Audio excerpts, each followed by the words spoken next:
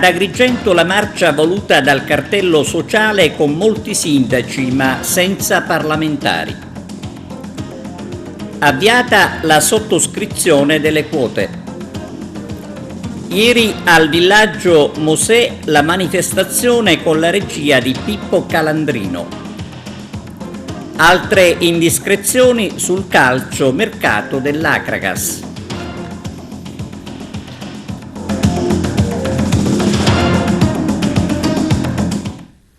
Buongiorno da TVA Notizie, apriamo il nostro telegiornale con la marcia per una sanità migliore. In prima linea il cartello sociale. Ha seguito la manifestazione Arturo Cantella. Vediamo com'è andata.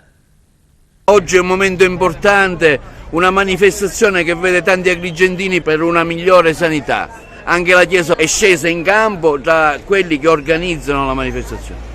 In Italia c'è certamente una emergenza sanitaria. Il Servizio Sanitario Nazionale è uno strumento importante per evitare, dal mio punto di vista, quella che Papa Francesco chiama la cultura dello scarto. Perché se la sanità pubblica va in sofferenza, si creano di conseguenza discriminazioni. Allora una sanità pubblica, un servizio sanitario nazionale che quindi si rivolge a tutti gli uomini e le donne di questa nazione, che non predispone, non prevede interventi nei territori, in qualche modo offende la dignità della persona.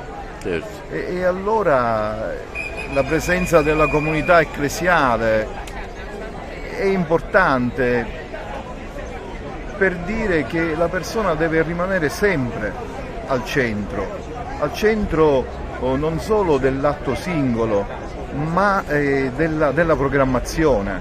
Cosa faremo domani? Noi siamo a favore di un perfetto funzionamento delle nostre aziende sanitarie e quindi accettiamo e vogliamo collaborare con tutti quelli che possono dare una mano ed evitiamo soprattutto dall'alto quella che sembra essere una decisione, tanto a Roma quanto a Palermo, di privatizzare la sanità. Continuo a dire che la sanità è un diritto e i cittadini non dovrebbero pagare per farsi curare. Si aspettava questa manifestazione, questa adesione oggi? O si aspettava di più, Don Mario? No, intanto siamo già un buon numero, vedremo alla fine quanti saremo. Come ho detto prima, non è un problema solo di sindacati di Chiesa, ma è un problema che dovrebbe stare a cuore di tutti i cittadini e quindi mi auguro che ci siano quanti e più cittadini possibile. Purtroppo abbiamo un pronto soccorso completamente negativo ad Agrigento, uno delle pecche, ma non solo Agrigento ma anche tante strutture di tutta la provincia. Noi puntiamo a sollecitare o a che si svegli la struttura commissariale che in periodo di Covid ha ricevuto dei comandi chiari, e cioè di ristrutturare i pronti soccorso, e ci sono diversi soldi che potrebbero essere spesi che ancora non vengono spesi.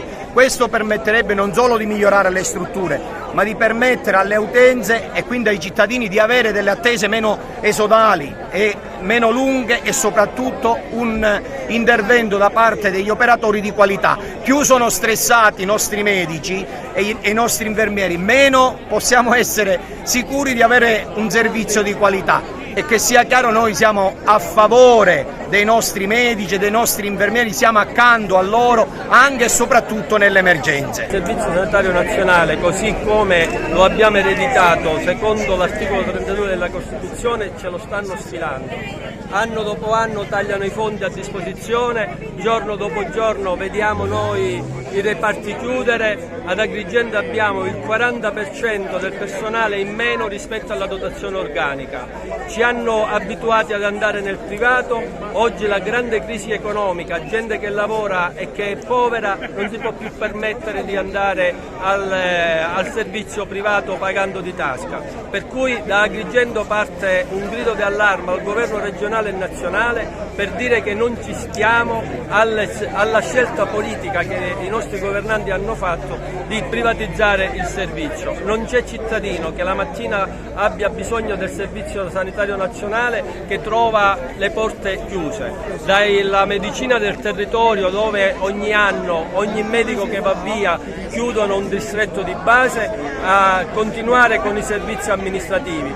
Per un certificato da un paese della provincia devono recarsi ad Agrigento. Non parliamo della crisi nei pronti soccorso e che quindi dobbiamo sacrificarci persino nella prevenzione. Ci hanno insegnato che la prevenzione è la migliore cura. Oggi non possiamo più prevenire le nostre malattie. Intanto le numerose presenze di questa mattina sono la migliore risposta a chi in queste ultime ore ha sperato che questa manifestazione potesse fallire. E tra quelli che ci speravano ci sono anche i responsabili di alcuni disservizi della sanità pubblica.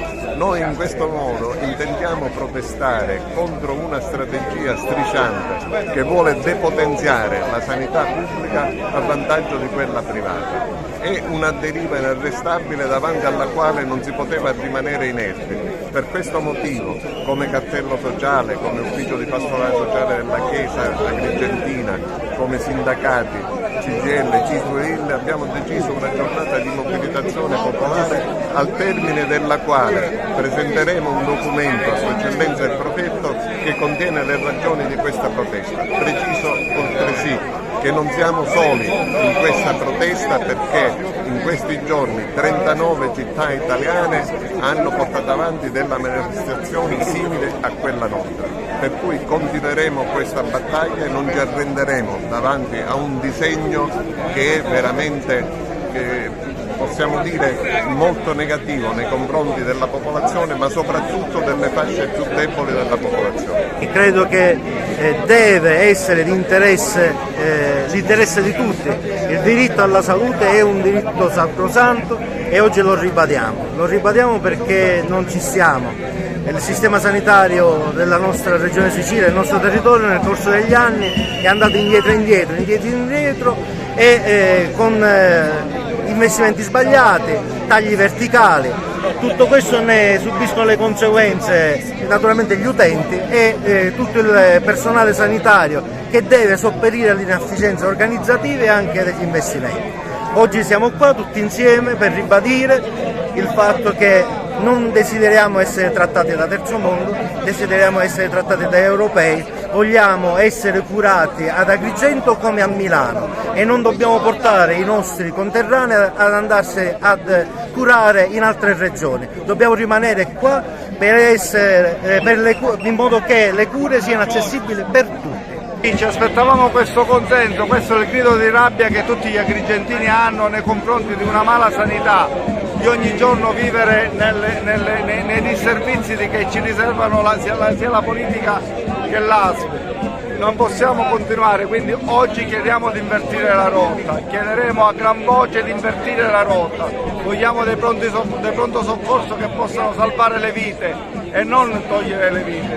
Chiediamo che si possano fare degli accertamenti diagnostici con la sanità pubblica e non rivolgendosi al privato. Quindi oggi questa è Agrigento, questa è la provincia che manifesta per avere una sanità migliore. Noi ci siamo, il cartello sociale ci mette la faccia, gli agrigentini ci mettono la faccia. Sul tema della sanità oggi è una vera e propria emergenza nella nostra regione. Pronti soccorsi che sono sempre più al collasso, lunghe liste di attesa, la gente che deve decidere se mangiare o curarsi, il fatto che vi è una medicina del territorio che si sta sempre di più sgretolando, questa è una vera e propria emergenza. Il fatto che oggi un territorio importante come quello agrigentino, che in virtù della sua condizione anche di area, delle condizioni di mobilità, ha messo in campo un cartello così ampio per protestare e mettere al centro i bisogni dei cittadini e delle cittadine è un fatto straordinariamente importante. La politica non può sottovalutare il grido d'allarme che parte da Agrigento e che io ritengo debba davvero cambiare l'agenda politica di questa nostra regione. Da qui nuovi investimenti, da qui la necessità di stabilizzare il precariato, da qui la necessità di costruire una rete di medicina del territorio sempre più necessaria e soprattutto non svuotare i reparti, non svuotare gli ospedali di questo nostro territorio. Numerosi i sindaci presenti in testa al corteo, a cominciare dal primo cittadino di Agrigento, Franco Miccichè. L'articolo 32 della Costituzione italiana sancisce il diritto alla salute. Io penso che tutti i cittadini devono avere la possibilità di essere curati, di poter essere assistiti. Purtroppo, specie anche nel sud, la sanità pubblica ha delle carenze, cerchiamo quindi di sensibilizzare chi di dovere per poter migliorare proprio queste stesse carenze. Sono presente perché il diritto alla salute viene garantito in modo minimo ad Alessandria della Rocca e in tutti i comuni del distretto dell'area interna, perché per curare il diabete noi abbiamo soltanto per tutto il distretto sanitario 6 ore di diabetologia. Muoiono o vanno in pensione i medici, non si rimpiazza l'organico, siamo lontani dal primo pronto soccorso che è Ribera, 18 chilometri di strada, abbiamo fatto le manifestazioni per poter arrivare all'ospedale, non abbiamo una pista di elisoccorso, non abbiamo una sanità, quindi io rivendico l'applicazione del diritto alla salute e il funzionamento del Servizio Sanitario Nazionale nel territorio, potenziando tutte le strutture per assistere i bambini disabili, per dare una qualità della vita ai nostri anziani e alla gente che si ammala, perché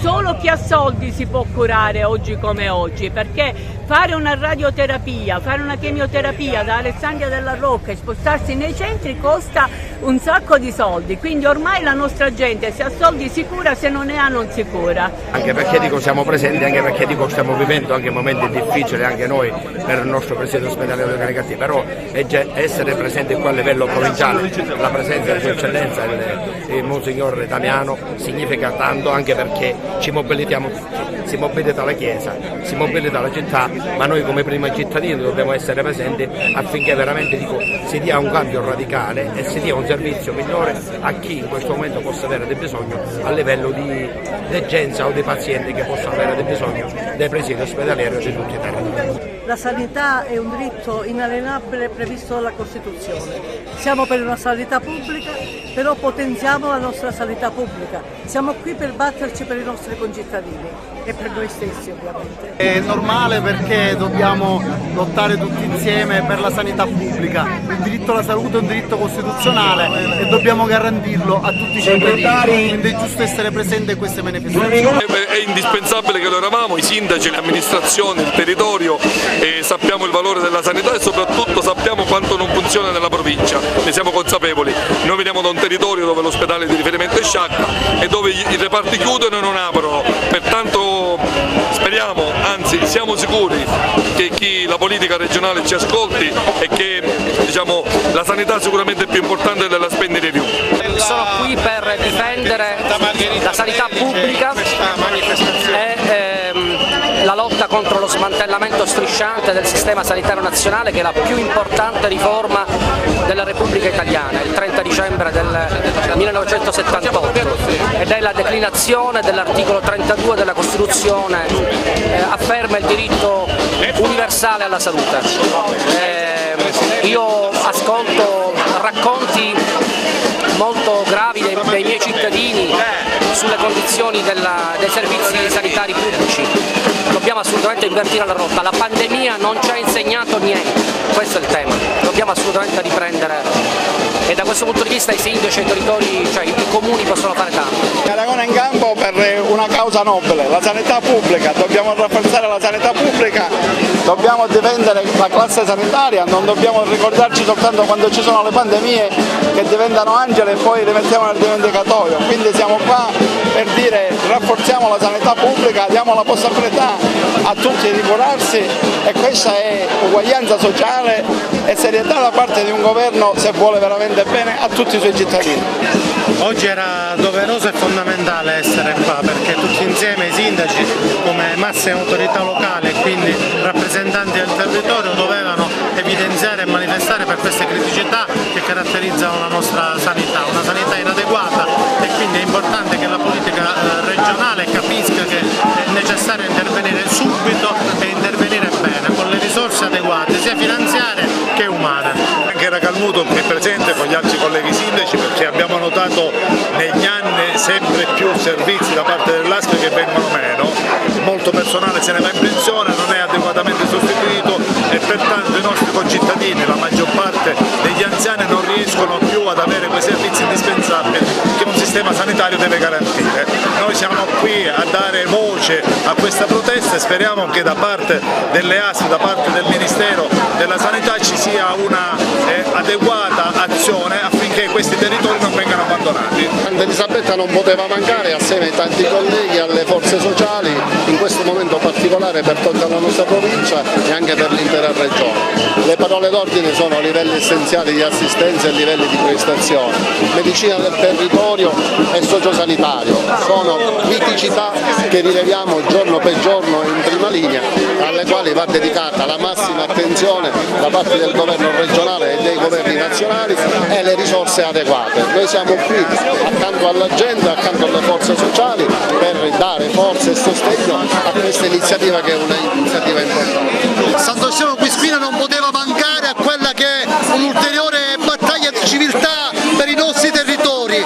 Non dobbiamo richiamare la Costituzione in intermittenza, l'articolo 32 della Costituzione va garantito. Oggi la sanità è al collasso, oggi la sanità siciliana è un disastro e allora chiediamo al governo regionale di prendere una posizione forte, di rivedere quelle che sono le normative in maniera seria, in maniera credibile. I nostri concittadini non possono più aspettare, dobbiamo garantire servizi e dobbiamo garantire sanità di livello, di qualità e soprattutto garantire sanità pubblica. Favara deve essere in prima fila anche perché qua rappresentiamo l'intera collettività della provincia di Agrigento.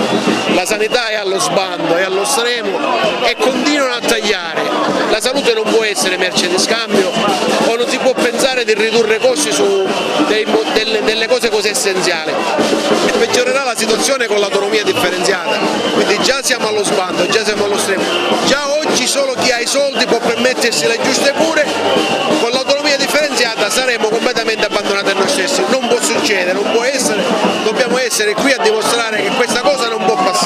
Sì, è dovere nostro essere presenti a questo evento perché questa è una delle più grandi battaglie che i territori possono portare avanti, una sanità pubblica efficiente che risponde ai servizi alle esigenze dei cittadini.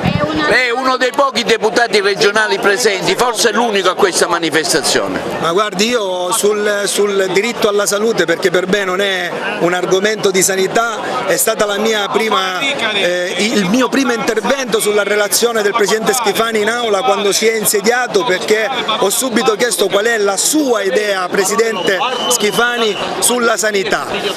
Non bisogna più portare avanti quello che è l'idea della sanità e rinviare il problema, perché oggi noi abbiamo una mobilità passiva enorme, liste d'attesa non soltanto sull'ASP di Agrigento ma su tutte le ASP della Sicilia e il problema della sanità non può più essere rinviato. La mia preoccupazione è qual è l'idea del governo regionale, perché non vorrei che il governo regionale siciliano potesse prendere esempio dal governo regionale lombardo sul privilegio della sanità privata rispetto a quella pubblica. Noi senza se e senza ma siamo qua a dare battaglia per dire che il diritto alla salute è un diritto di tutti i cittadini. Lei è l'unico parlamentare presente qui nazionalmente.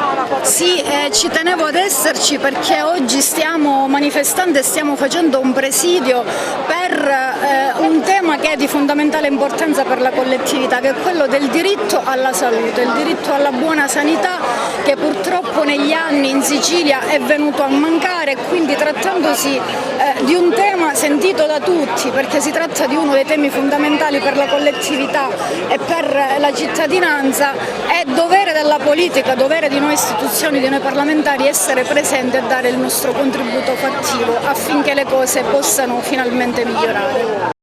A Porta di Ponte ad Agrigento dalle 17:30 e fino alle 20:30 raccolta di fondi a favore della realizzazione del Parco Livatino, da realizzare in contrada Gasena, luogo dove venne ucciso il magistrato, oggi beato. È avviata ad Agrigento la sottoscrizione delle quote per l'aeroporto, il servizio. Ieri sono iniziate le sottoscrizioni per le quote dell'aeroporto di Agrigento, stanno continuando oggi. Possiamo fare già un piccolo consuntivo di come sta andando l'iniziativa? Sì, l'iniziativa sta andando benissimo, notiamo grande entusiasmo nella popolazione agrigentina, evidentemente è un progetto molto sentito perché sarà un volano e una grandissima infrastruttura. Già ieri ci sono state tantissime sottoscrizioni, da quelle dei privati che partono da 1.000 euro a quelle dei grossi imprenditori. Abbiamo raggiunto cifre che per l'inizio sono veramente significative, vorrei dirla, ma abbiamo raggiunto una cifra di oltre 300.000 euro. Chiaramente non possiamo dire chi sono i sottoscrittori, però comunque ci sono le grandi imprese dell'Agrigentino che hanno sposato e condiviso questo grandissimo progetto. Notaio, ecco, fino a quando ci sarà tempo, giusto per... Allora, ci sarà tempo fino al 30 settembre, però è giusto che chi debba sottoscrivere cominci a venire allo studio, comunque a dare i documenti e le generalità, e anche perché così ci si può organizzare al meglio. Non arriviamo all'ultimo, ma chi effettivamente sposa il progetto che venga allo studio e si faccia insomma promotore di questa iniziativa e sottoscrittore delle relative azioni. Ripeto, l'azione ha un valore minimo di 1.000 euro, quindi c'è un azionariato diffuso, non bisogna fare nessun versamento iniziale, i versamenti partiranno dopo il 30 settembre se si raggiungerà la quota di 2.000 azioni sottoscritte, quota che noi veramente auspichiamo si raggiunga, anzi lancio un appello qui insieme al mio amico onorevole perché questa cifra possa essere superata e finalmente Agrigento possa mettere le ali. Diciamo che già come primo giorno è andata benissimo, abbiamo raggiunto più di 340.000 euro di adesioni, di azioni comprate, gli imprenditori stanno rispondendo benissimo al nostro input e alla nostra iniziativa che è stata portata avanti non solo dalla politica ma anche dal comitato che veramente da 2 o 3 anni ogni giorno ha investito su questo progetto. Veramente oggi siamo orgogliosi di dell'obiettivo raggiunto, perché già come primo giorno superare 300.000 euro è una cosa importante, soprattutto nel nostro territorio che di solito è molto diffidente. Allora, sulla diffidenza cosa dico? Credeteci questa volta, perché ci stiamo mettendo la faccia, perché veramente ci sono una compagine societaria importante e quindi siamo tutti qua a mettere non solo la faccia ma anche a metterci i soldini affinché questo progetto vada avanti e si possa finalmente realizzare. Ecco, quando lei ha lanciato l'iniziativa al Teatro Pirandello si aspettava questo riscontro? Diciamo che la mattina ero un po' nervoso perché di solito quando ad Agrigento si fanno le cose non si sa mai come finiscono, ma quella mattina quando ho visto veramente tanta gente, tanti imprenditori, tanti cittadini che hanno partecipato, là mi sono rincuorato. Allora subito ho detto proviamo a fare 2 giorni di sottoscrizione, vediamo cosa succede, e da quei 2 giorni già abbiamo visto che veramente la partecipazione è stata massiccia, ma non dobbiamo dire che non sono solo questi 2 giorni, ma la sottoscrizione avverrà fino al 30 settembre come ha detto il notaio, e prima comunque sottoscriviamo, prima raggiungiamo l'obiettivo e prima iniziamo naturalmente a portare avanti il nostro progetto. Diciamo che l'iniziativa sta partendo col piede giusto e abbiamo ricevuto adesione, quindi già la sottoscrizione da parte di parecchi imprenditori, tra l'altro qualcuno che viene da Modena, qualcuno che viene da Napoli, quindi non solo agrigentini, ma anche una buona risposta da parte della zona del Messeno. Abbiamo qua con noi l'assessore alle infrastrutture che sta sottoscrivendo sia come imprenditore con la sua società, sia per il comune di Mazzarino. Quindi le cose sembrano procedere per il verso giusto, si invitano quindi tutti i cittadini e tutte le istituzioni a partecipare in maniera tale che si raggiunga l'obiettivo di 2 milioni di euro nel più breve tempo possibile, non aspettando il 30 settembre. Siamo qua per questa grande opportunità che sta offrendo la comunità agrigentina, anche perché noi ci sentiamo quasi cugini, in quanto sta anche decollando, visto che parliamo di aeroporto, anche il SIRU. Il SIRU è il sistema interprovinciale di rango urbano, e dove noi, il nostro comune di Mazzarino, fa parte con 10 comuni dell'Agrigentino. Speriamo bene, ci crediamo, Agrigento è diventata capitale della cultura, ma già non si va a conoscere ora capitale della cultura ora, ma si conosceva con i templi famosi da Agrigento in tutto il mondo. Ci crediamo, speriamo di mettere le ali tutte e di fare rete. Il nostro motto è fare rete anche interprovinciale, e il Comune di Mazzarino è presente, oggi è il primo presente a sottoscrivere le quote. Con la regia di Pippo Calandrino, presso la chiesa Cuore Immacolato di Maria del villaggio Mosè si è tenuto il grande galà mariano. A presentare la serata la nostra Margherita Trupiano.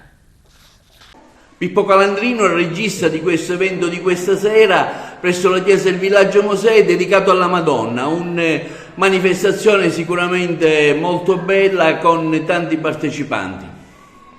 È un evento che io ho definito un galà mariano, perché non è uno spettacolo, non è una preghiera, non è un concerto, ma è tutto questo insieme per lodare Maria. Come si svolgerà l'evento? Quali saranno i protagonisti della manifestazione? Protagonisti 2 cori, il coro diocesano diretto dal maestro Graziella Fazzi, il coro Pentagramma a colori diretto dal maestro Lorenzo Puma, l'associazione bandistica Vincenzo Bellini diretta dal maestro Carmelo Mangione, i musici nella liturgia Totò Cipolla e Michela Camilleri, e poi ci sarà la splendida voce di Anna Grazia Montalbano e la presentatrice Margherita Trupiano, non poteva mancare. Un lavoro cui tu hai dedicato parecchio tempo. Ma è nato da un'ispirazione avuta qualche anno fa, infatti dell'Aurora nasce nel 2015 nel contesto di un evento un po' particolare, di un evento un po' particolare, e quindi da lì ho cominciato a scrivere dei versi, ho messo insieme delle cose ed è venuto fuori questo spettacolo. Sono fiera di partecipare a questa bellissima manifestazione dedicata alla Madonna, il cui artefice Pippo Calandrino è stato un ottimo regista. Cosa avranno, da ascoltare gli spettatori? Io reciterò delle preghiere rivolte alla Madonna, vedrete. Come valuta questo evento? Ottimo, ovviamente, non solo perché ci partecipo, ma come dicevo prima perché appunto Pippo ha curato il tutto nei minimi particolari.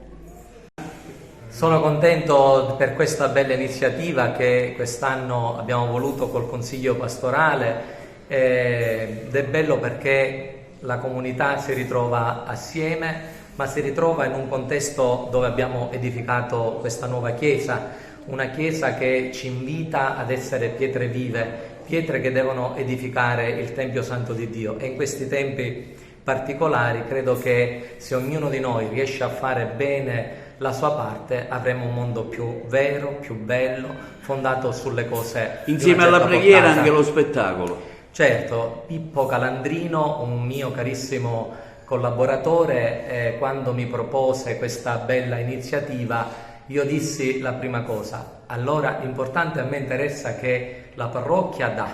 Allora loro hanno pensato, hanno progettato, non vedo l'ora stasera di sedermi e deliziarmi di questa bella iniziativa.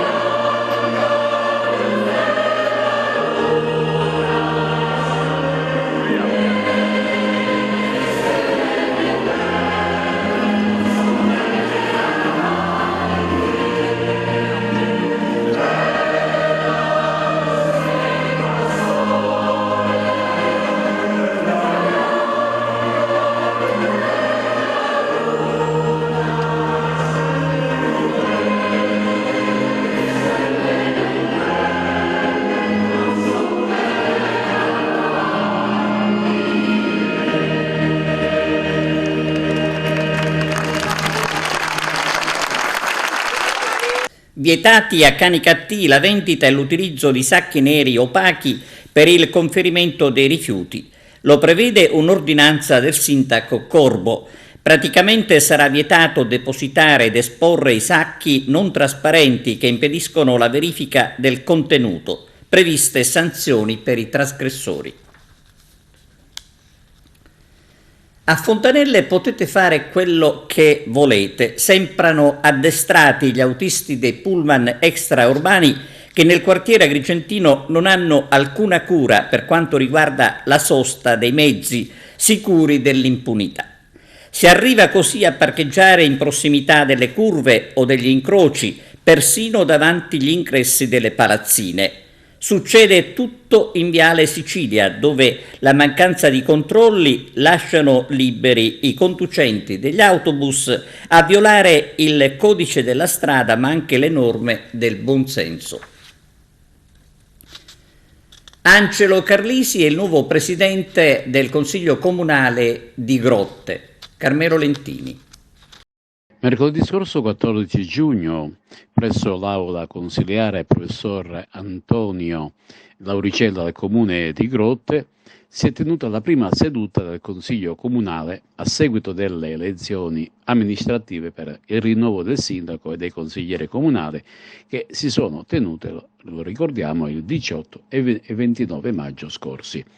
Espletati il giuramento dei consiglieri comunali neoeletti ed altre formalità di rito, si è proceduto all'elezione dell'ufficio di presidenza del Consiglio Comunale. Alla carica di presidente del Consiglio Comunale è stato eletto all'unanimità il dottor Angelo Carlisi, che alla recente elezione comunale di Grotte è candidato nella lista Grotte nel Cuore, collegata al sindaco Alfonso Provvidenza, è risultato il primo degli eletti al Consiglio Comunale, riportando 724 voti di preferenza personale. Il neoeletto presidente del Consiglio Comunale di Grotte è laureato in economia ed amministrazione aziendale ed anche funzionario amministrativo presso l'azienda sanitaria provinciale di Caltanissetta ed è alla sua seconda esperienza da consigliere comunale maturata nella consigliatura appena conclusasi, durante la quale ha già ricoperto l'incarico di presidente del Consiglio Comunale dal giugno 2018 sino allo scorso gennaio 2021. Pausa per la pubblicità, a tra poco. Deborah Ciaccio, presidente dell'istituzione Tomasi di Lampedusa di Santa Margherita Belice, parla del premio letterario internazionale Giuseppe Tomasi di Lampedusa che verrà assegnato il prossimo 5 agosto. Arturo Cantella. Deborah Ciaccio, presidente dell'istituzione Tomasi di Lampedusa, e avete già individuato il vincitore del premio di quest'anno, una manifestazione sicuramente interessante. Ecco, se ci anticipa per grandi linee quale sarà il programma della serata? Sì, allora il Festival Gattopardiano inizierà il 3 agosto e sarà fino al 6 agosto. Ci saranno presentazioni di libri e si aprirà il 4 agosto la prima serata con l'Officina del Racconto, che è un progetto rivolto alle scuole, una sorta di laboratorio di scrittura per far avvicinare appunto i giovani alla lettura e alla scrittura, dove ci sarà poi in questa serata lo studente premiato. Poi il 5 agosto sarà la serata del premio letterario internazionale Giuseppe Tomasi di Lampedusa e il 6 agosto invece chiuderemo con una serata enogastronomica dedicata alla cucina del Gattopardo, dove ci sarà anche Fiasconaro che farà il trionfo di gola e tra l'altro che faranno l'anteprima a Taormina per il Taubook. Quindi una serata interessante, diciamo, che vede Santa Margherita del Belice al centro dell'attenzione culturale siciliana. Assolutamente sì, noi ci stiamo puntando tantissimo, è da un anno che appunto lavoriamo per la comunicazione di questo premio, siamo stati alla BIT, siamo stati al Vinitali e continuiamo a comunicare perché per noi il Gattopardo ci ha riscattati, noi siamo diventati città del Gattopardo, proprio c'è un legame indissolubile con lo scrittore Giuseppe Tomasi di Lampedusa perché proprio a Santa Margherita risiedeva la sua residenza estiva al Palazzo Filangeri Cutò. Mario Zappia, commissario dell'ASP di Agrigento, ci parla delle iniziative che riguardano l'azienda con un breve cenno alla situazione Covid. Buongiorno a tutti, siamo a metà giugno, bollettino settimanale del Covid nella provincia di Agrigento. Vi dico subito che il numero di positivi si mantiene sui 51, abbiamo una decina di persone in trattamento nei vari comuni e quindi i livelli sono veramente bassi, per fortuna continuiamo così. Anche in ospedale abbiamo solo 4 pazienti in medicina, quindi diciamo che la situazione è assolutamente sotto controllo.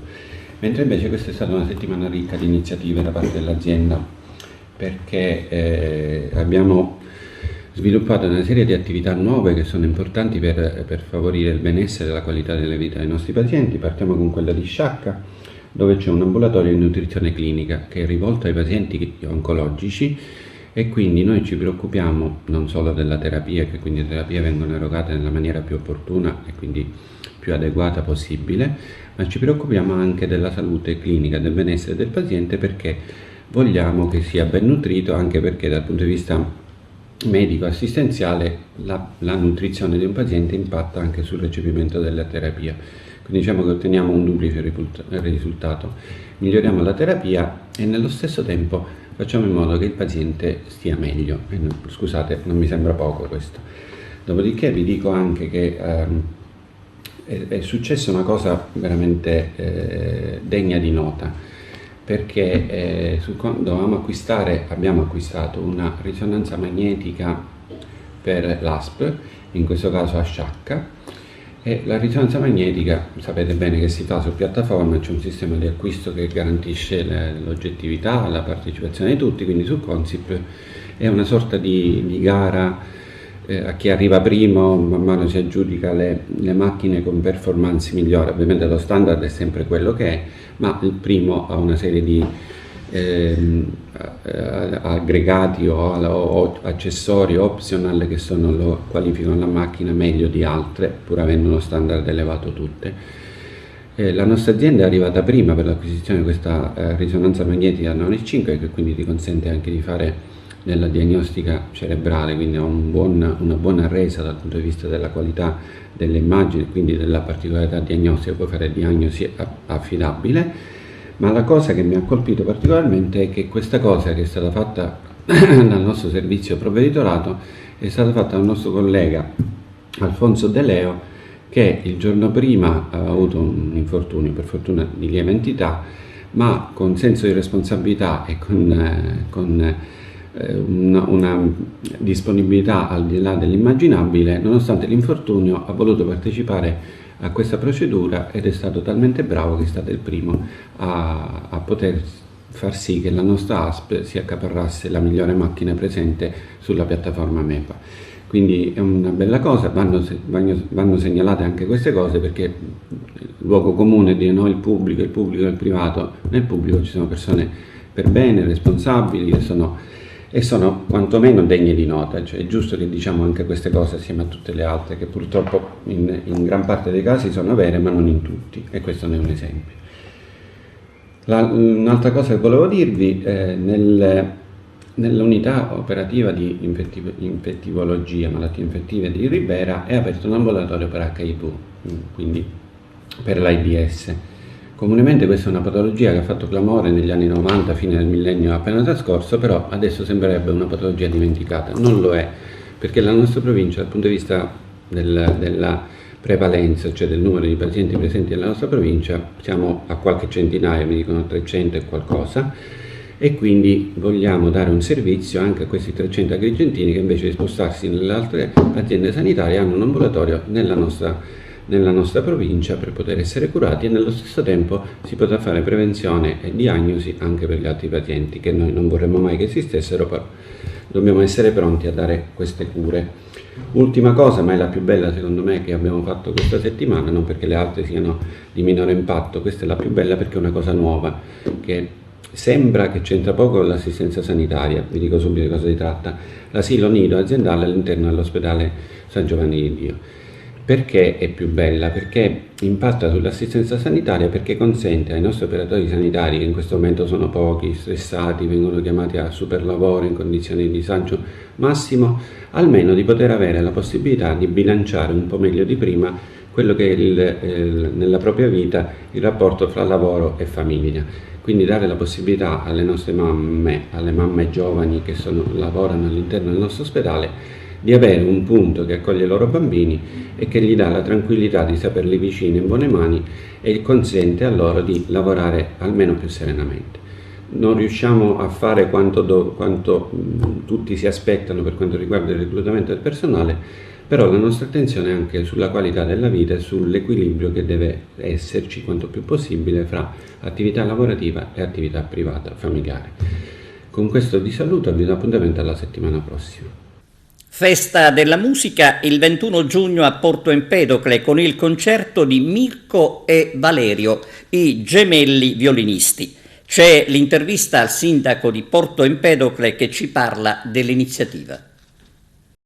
Il Comune di Porto Empedocle il 21 giugno, nella giornata europea della musica, organizza un evento Vivi la Vita, Sindaco, qui a Porto Empedocle. Sì, Porto Empedocle è una delle 802 città che in Italia il 21 di giugno aprono con il solstizio d'estate e quindi si festeggia con questo concerto in tutta Italia, in 802 comuni, come detto poc'anzi, per la festa della vita. Tant'è vero che se vedete, vivi la vita. Abbiamo in questa occasione voluto con forza e hanno accettato che vi fossero presenti sul palco i gemelli che molti conoscono, e sono Mirko e Valerio, che sono venuti alla ribalta durante il periodo della pandemia con un video che ha spopolato. Ci hanno dato la loro disponibilità, per noi è un momento di orgoglio, grande festa per la città, e da qui iniziamo il periodo dell'estate anche in Pedoclina con un ricco cartellone di eventi. Quindi questo è un momento importante, rappresenta per la città anche una grande visibilità sui social e sui network, quindi grazie a tutti, grazie ai gemelli che arriveranno tra poco, e quindi da qui iniziamo un periodo, speriamo, di grande visibilità per questa città. L'iniziativa è fatta in collaborazione con la Prologo di Porto Empedocle. Sì, devo dire che abbiamo avuto questa iniziativa, ma già nel 2020, quando si erano allargate le maglie del Covid, avevamo pensato e li avevamo invitati, però in quell'occasione non era stato possibile perché erano in Umbria. Questa volta abbiamo ritentato, grazie all'impegno del sindaco, alla collaborazione, però anche questa volta è stato difficile perché per il giorno 21 hanno ricevuto un invito a Parigi, per cui devo ringraziare gli agenti che hanno fatto in modo di spostare la data di Parigi, per cui abbiamo potuto riconfermare questa serata a Porto Empedocle, alla quale noi teniamo molto, ma alla quale tengono molto i due gemelli, perché vivevano fino a qualche anno fa a Porto Empedocle. Ragazzi, allora parliamo di questo evento a Porto Empedocle. Nonostante tanti impegni che avete voluto privilegiare la vostra città. È stata anche la vostra città Porto Empedocle? Certo, sì, è un'emozione unica suonare a casa nostra, perché noi, essendo abituati a suonare sempre fuori e ricevendo, diciamo, affetto da altre persone, suonare a casa siamo proprio estasiati. Vi aspettavate questo successo così importante? No, assolutamente no, mai nella vita. Sempre piedi per terra, però vedendo sempre l'orizzonte. Allora, noi non ce lo saremmo mai aspettati, perché abbiamo fatto questo video per amici e parenti sparsi un po' in tutta Italia, e no, non ce lo saremmo mai aspettati. Infatti in un giro di poco tempo abbiamo subito fatto tantissime visualizzazioni, e poi ci ha chiamato anche Ellen, siamo andati in America e poi tutto il nostro percorso. È stata tutta un'emozione unica. Liberty, un convegno a Palermo con la presentazione di un libro e di un disegno di legge.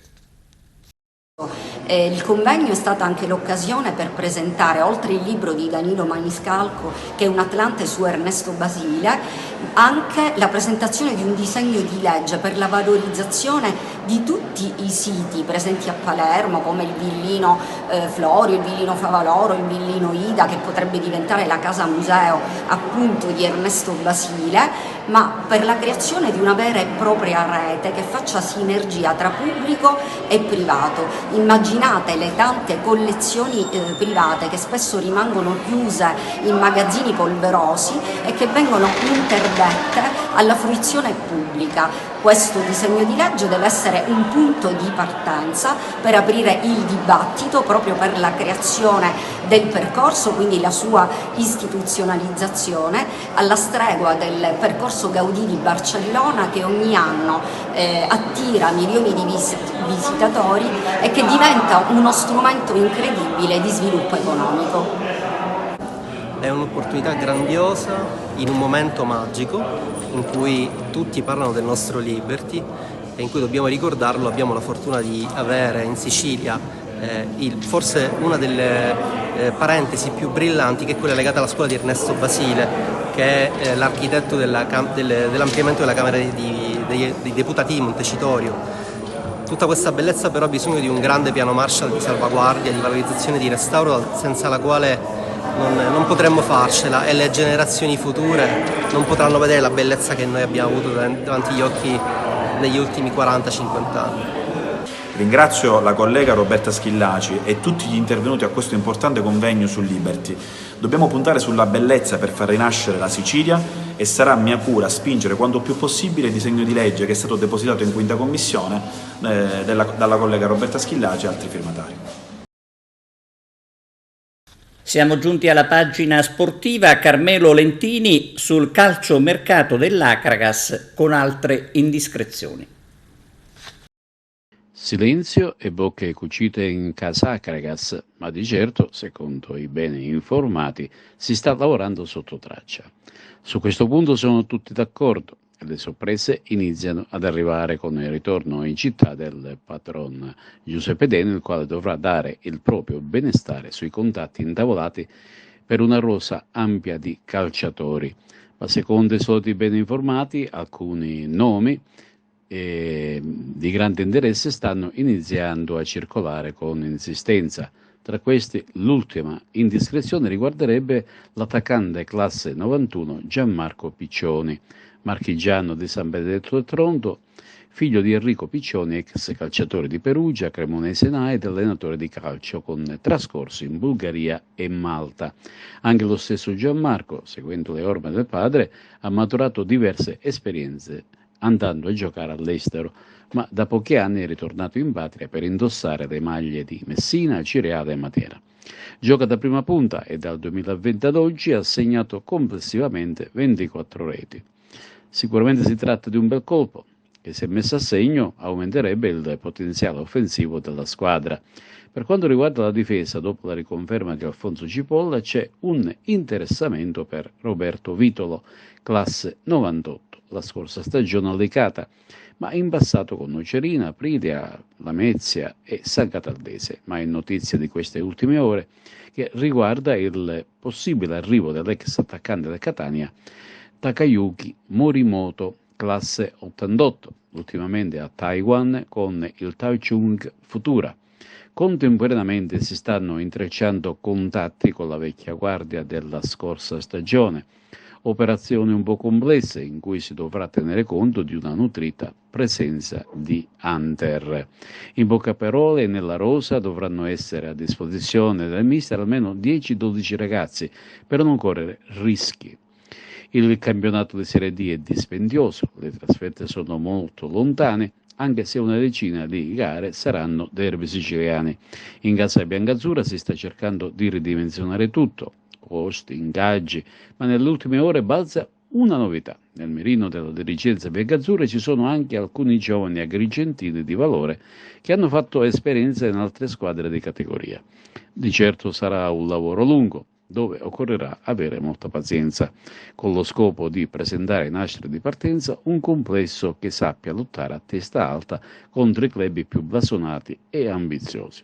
L'unica certezza al momento è la data del prossimo ritiro, che sarà il lunedì 24 luglio, e prima di allora la rosa dei calciatori dovrà essere completa o quasi. Grazie per l'attenzione e vi auguriamo a tutti un buon fine settimana.